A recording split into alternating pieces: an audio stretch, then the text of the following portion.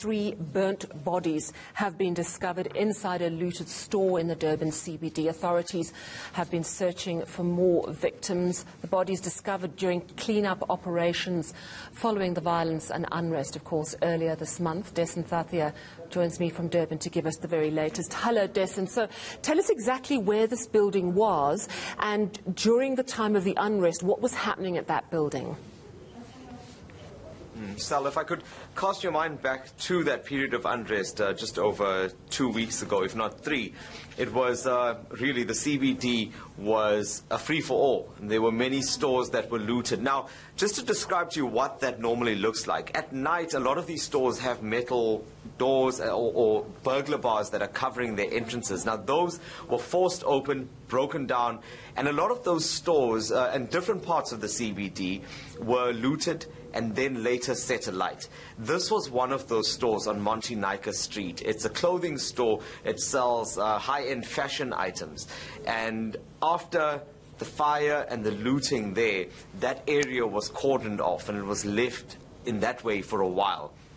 It was today that what we believe to be insurance assessors, that they'd visited the site just to establish the extent of the damage. And during that visit, that was when they discovered that there were at least 3 bodies in there. And I'm saying at least 3 because police weren't able to finish all of their work because that building was found to be unsafe for them to work in today. So this is very distressing. It suggests, I suppose, that these at least 3 people were trapped inside this burning building. Do we know anything more about them, male, female, any details at all as to how they ended up being caught in this? It's a bit difficult to tell at this point, and I'll tell you why. So the building, as I mentioned, has 2 parts. It has the lower floor and the upper floor. So from the accounts of those that were working on the scene today, the 3 bodies were found in the upper level of that building, and even some of the eyewitnesses were saying to me that it appeared that the bodies were on one corner of that upper floor. So I can't be certain if that's an indication of them hiding out, maybe trying to escape the fire that had broken out in the building. It's impossible to say at this point because I guess fortunately or more unfortunately I did have sight of the pictures that were taken inside that area, and those bodies were really burnt beyond recognition. I think it's going to take a lot of time to establish exactly who they are, even what gender or what race they are as well. It's really tragic. I mean, it could be as well that upper floor could have been a second floor of the fashion store, but it could also have been used for residential purposes, who knows. And then there's also concern now about the stability of the building. So talk to us about what happened. The bodies were taken away, and then what? Yeah, so the search and rescue teams from both the SAPS and Metro Police had gone into the building. I mean, that was what those were the reports that they were responding to. But while they were inside, and I can tell you just from having seen the door open as well, and as I said, some of the pictures, there's very little left inside that building. So they did manage to go to the area where those 3 bodies were.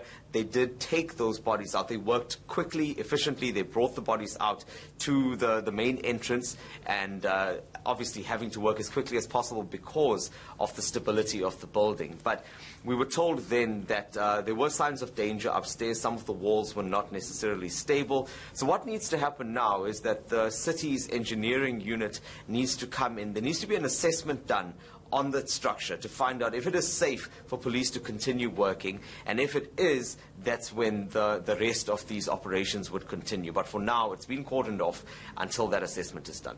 We've heard of a raft of measures to try and support business as it rebuilds, but you're actually raising an issue of how many buildings that were deliberately targeted for destruction will ultimately have to be condemned. Just give us a view of what it is like in and around Durban at the moment. Does it look normal again, or are there still very, very clear signs of the destruction of nearly 3 weeks ago? It's a little bit of both, Sal, and it's interesting that you asked me that question. We were in Reservoir Hills yesterday. It was one of the areas, strangely enough, that it was the first time that we'd entered that area in probably about a month or so. We're normally all over Durban. And just driving in, my colleague in Kanyiso commented to me, he says, gosh, I didn't realize that this is what this place looks like now. So while the activity that we're seeing tends to mask the damage, but for example, in that area of Reservoir Hills, you could clearly see that that mall was badly burnt. It'll take some time to repair that. The petrol station, as you enter, you know, a petrol station that we often filled fuel at, that's completely burnt as well. So as you make your way through the city, you know, you do see the activity, you see people at other businesses, stores opening, but then it's hard to miss those that are damaged, where the storefronts are broken off, where the roofs have been completely burnt out. It's going to take a while, Sal, before those are rebuilt. Yeah, absolutely. And Dasen, what a grim find today. And, you know, we thought that the death toll had been finalised at 330, so it looks like it's now 333, very likely. But, of course, we still await official confirmation of how many bodies were retrieved from that building that you're telling us about in the Durban CBD. Thank you so much. That is senior reporter Dasen Thathiah coming to us live from Durban.